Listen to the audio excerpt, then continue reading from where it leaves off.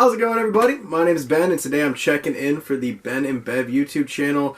We're going to be going over some of the Disney shareholder info that dropped. You might have heard already, but a whole slew of stuff came out because they own Hulu, Fox, ESPN, Pixar, Solo Disney Animation Studio. I mean, there's a whole bunch of stuff they own, and honestly, I wasn't expecting to get stuck on that stream for 3 hours. But we're going to try and go over it here and see what all we have to be excited about the next couple of years. And honestly, I'm pretty excited for a lot of the stuff coming out on the service. So let's get started. So by the time that I was on the stream, they were most of the way through the opening hour, hour and a half. They were going over ESPN Plus when I tuned in.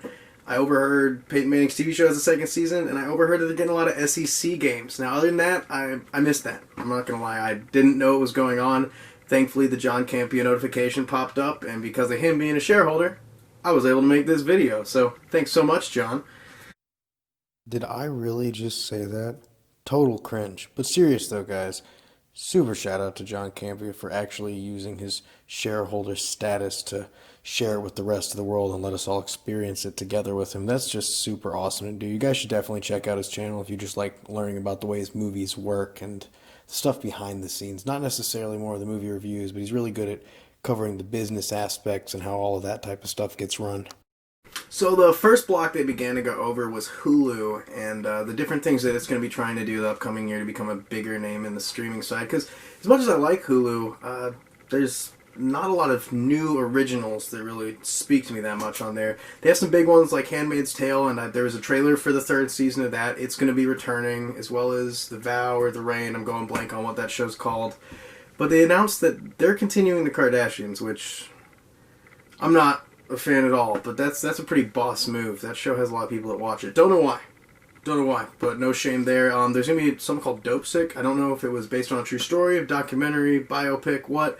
Michael Keaton, Rosario Dawson, Peter Skarsgård attached. That's absolutely wild. There's a thriller with Nicole Kidman and Melissa McCarthy listed, as well as the movie, what's it called? Murders in the Building with Steve Martin, Martin Short, and Selena Gomez, which I had heard about because Bev is a big Selena Gomez fan. So as soon as that was announced, I knew about it. But I did not know it was on Hulu. So honestly, it's a lot of big things they got going over there, and a lot more big things are coming, I have a feeling. So from Hulu, they jumped to Fox, who I've always had kind of a special place for. Sorry, not Fox, FX. Ever since Wilfred, The Shield when I was a child, probably shouldn't have seen it, but I snuck a couple episodes in.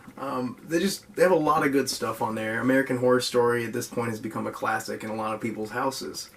And they have a huge list of stuff coming out. I mean, a huge list of continued shows, and an even bigger list of upcoming shows. But I think the two biggest announcements were probably the Alien series with Ridley Scott returning. That's going to be taking place on Earth and diving deeper into the lore, as well as the Shogun series, which is a book that I've only been recently made familiar with, and it's on my list. I definitely want to read it at some point. It's kind of a time-traveling samurai World War II adventure, at least for the first novel, and the guy that's helmed to do that TV show is the guy that did Sopranos and Boardwalk Empire, so, I mean, what can I say? Like, checkmate. R.I.P. Warner Brothers. I figured I'd cut in and just go ahead and let you guys know what all series they were continuing in the upcoming years. They announced Atlanta, American Horror Story, Dave, Mayans, as well as the Shadows TV show, Archer, and, believe it or not, 4 more seasons of It's Always Sunny in Philadelphia, which upon completion would make it 18 seasons, making it the longest-running live-action sitcom. That's actually a pretty cool thing. They also announced some new TV shows, including The Old Man with Jeff Bridges, an AHS spinoff called American Horror Stories, Platt by BJ Novak, creator of The Office, and Reservation Dogs by Taika Waititi, which I know absolutely nothing about, but I'm extremely intrigued by it because it looks like, well, Reservoir Dogs, but slightly different. And if Taika Waititi is attached and it is worshiping Quentin Tarantino, that's going to be a pretty cool concept for sure. And after the huge FX rollout, they hit us with the Lucasfilms rollout, which is more than just Star Wars. They announced a live-action Willow TV show taking place after the original movie, Ward Davis returning, as well as Indiana Jones 5, with Harrison Ford, directed by James Mangold of Logan and Ford and Ferrari fame. I'm sold on that. If anyone can make a good Indiana Jones movie, I'm definitely excited to see what James Mangold's going to do with it. And they announced a series of Children of Bone and Blood. The book series is going to be being made. I'm not sure if it was a TV show or a movie series, but they're going to be turning that into a live-action property as well over at Lucasfilms.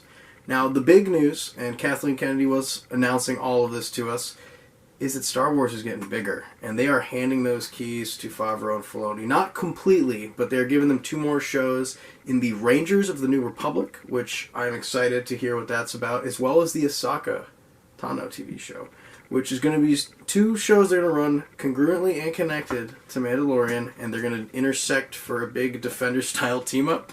Definitely a first on the Star Wars side. I'm pretty excited for that.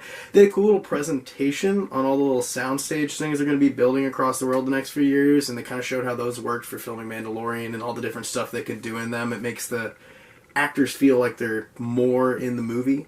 They also announced the Cassian Andor solo show, which is supposed to be like a spy thriller. It's been put on by the guy that did the Bourne trilogy, so that's pretty big. I also heard he had something to do with Rogue One, so he's definitely has a hand in Star Wars and in spy movies.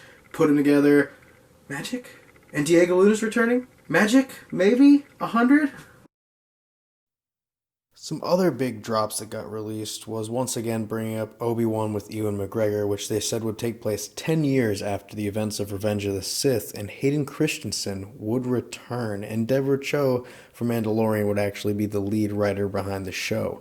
They also announced a spin-off of the Clone Wars animated series titled The Bad Batch, as well as Visions, which was 10 different anime studios doing Star Wars projects, and that's a really interesting idea. I'm excited to see where it goes.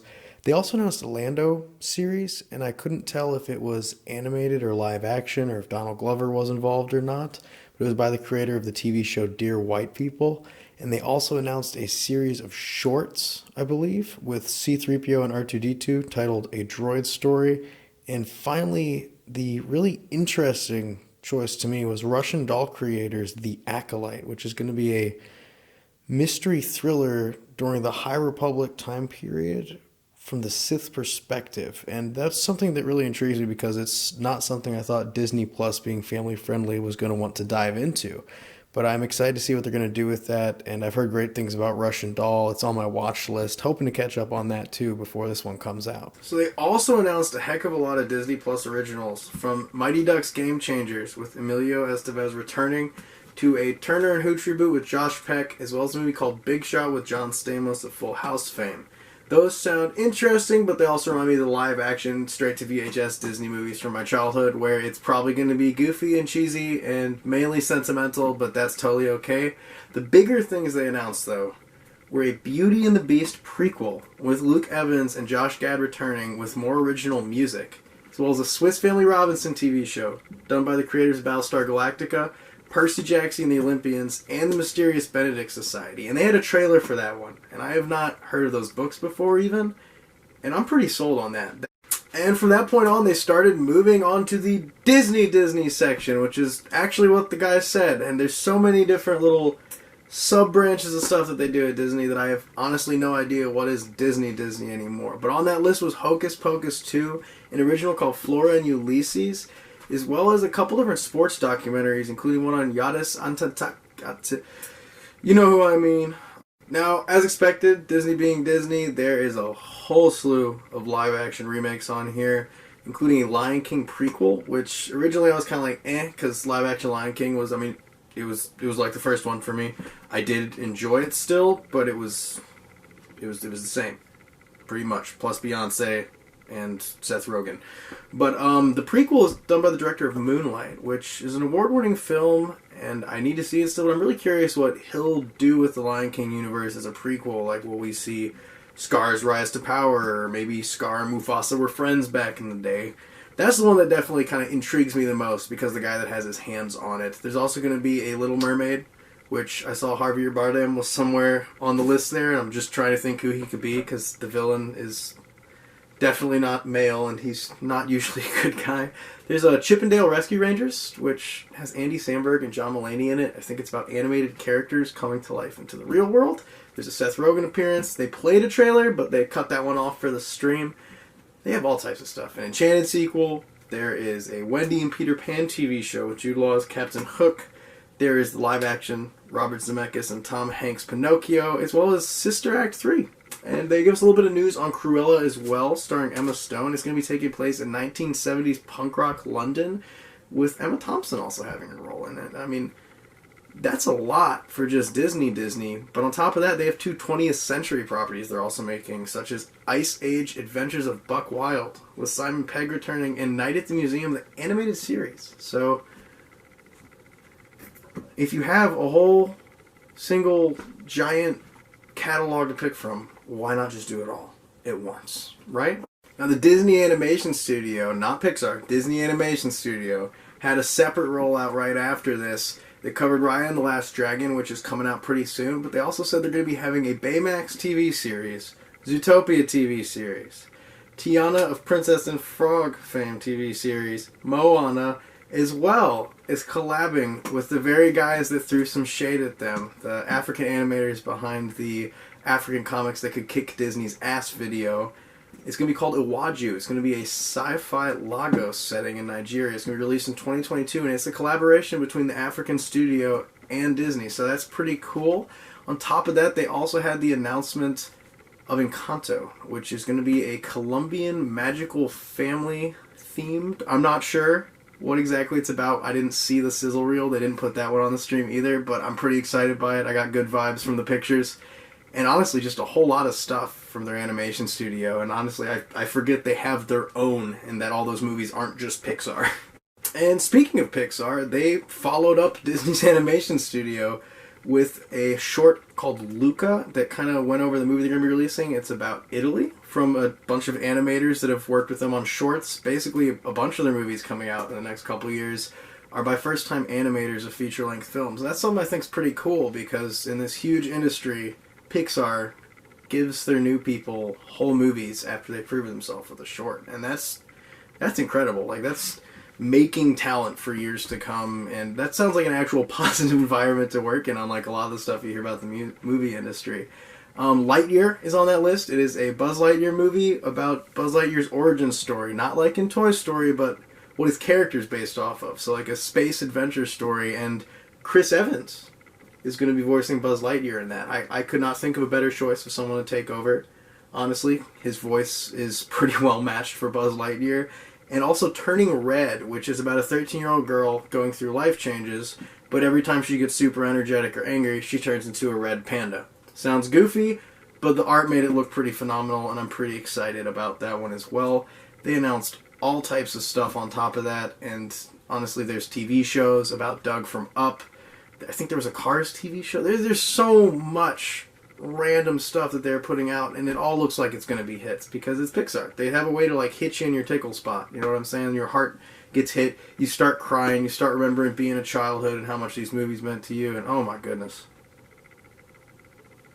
Alright guys, so before we get to, the big, beefy Marvel stuff that's about to come up, I wanted to point out that I forgot to mention that earlier on they actually said that Shang-Chi had wrapped up its basic production and shooting, which means it's well on its way. I also wanted to point out that they said Black Widow would still be a theatrical run, which I thought was an interesting choice because I was pretty sure it was going to get pushed to streaming like some of the other stuff was. I also thought it was kind of strange that we didn't get even a 30-second clip of Eternals. I'm not... Being as that's the thing that's going to come out after Black Widow, that's a little concerning, but they had a lot of good stuff to announce, and they might have just forgot it, as you'll see in a second. So when the Pixar segment ended, I thought there was going to be another 5-10 minute intermission before Marvel. But there wasn't. They just went right into it, and they instantly showed us a trailer for WandaVision. They instantly showed us a trailer for Falcon Winter Soldier. They hit the Loki trailer. Owen Wilson looks great with the mustache. I'm honestly stunned by the amount of trailers they had for the TV shows. I mean, it's been long enough. The What If trailer also was super solid. They only briefly discussed the movies. I know Doctor Strange just said it's filming right now. They showed little clips of the Miss Marvel TV show and confirmed that she would be in the Captain Marvel movie as well. They said Shang-Chi was going well. I'm trying to think of what all they touched on, because they didn't really show a lot besides for those 3 TV shows, whose trailers I hope make it on here in 4K quality soon, because they're phenomenal. I can't wait to watch them again. Just being on a stream and getting to see all those trailers for the first time with a whole bunch of other people is honestly pretty mind-blowing. There was also news about Vera Farmiga joining the Hawkeye cast, It was made official that Christian Bale would be playing Gorth, the God Butcher, which is personally who I was hoping he was playing. They compared Moon Knight to Indiana Jones. They said Tim Roth and Mark Ruffalo are going to be in the She-Hulk series. Ironheart's on deck. A show called Armor Wars about Iron Man's technology getting given to the wrong people, starring Don Cheadle's War Machine. A Guardians of the Galaxy Christmas special. I mean, they couldn't give me more. They started hitting us with the Ant-Man and Wasp sequel, Quantumania. They made Kang official. And then right when I think they're about to wind down, they get really serious. And they bring up Chadwick Boseman's death. And they revealed that they're not recasting him. They're not going to recast him at all. They're going to focus on the other characters. I'm really curious how Ryan Coogler is going to be able to do that, because that's going to be a hard change-up, being a Black Panther movie and not making someone else into his character. And at the end of all that, the director of the Spider-Man series will finally begin to touch a property that we've all been waiting for. The appropriate Marvel's first family, the Fantastic Four. Hopefully, the first great version of it. I'm so excited for that and everything else to come. Once again, guys, it has been a long video, and it has been a long day of watching this stuff. Like, comment, subscribe. Ben and not Bev out.